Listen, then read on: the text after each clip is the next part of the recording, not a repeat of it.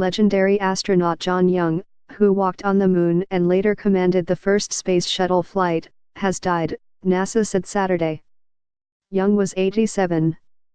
The space agency said Young died Friday night at home in Houston following complications from pneumonia. NASA called Young one of its pioneers, the only agency astronaut to go into space as part of the Gemini, Apollo, and Space Shuttle programs, and the first to fly into space 6 times. He was the 9th man to walk on the Moon.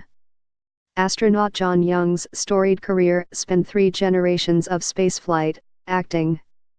Acting NASA Administrator Robert Lightfoot said in an emailed statement. John was one of that group of early space pioneers whose bravery and commitment sparked our nation's first great achievements in space. John Young salutes the U.S. flag at the Descartes landing site on the Moon during the first Apollo 16 extravehicular activity in April 1972. John Young salutes the U.S.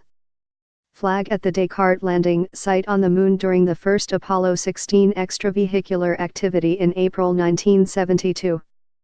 Young was the only spaceman to span NASA's Gemini, Apollo, and Shuttle programs, and became the first person to rocket away from Earth 6 times. Counting his takeoff from the Moon in 1972 as commander of Apollo 16, his blastoff tally stood at 7, for decades a world record. He flew twice during the 2-man Gemini missions of the mid-1960s, twice to the Moon during NASA's Apollo program, and twice more aboard the new Space Shuttle Columbia in the early 1980s. His NASA career lasted 42 years, longer than any other astronaut's, and he was revered among his peers for his dogged dedication to keeping crews safe and his outspokenness in challenging the space agency's status quo.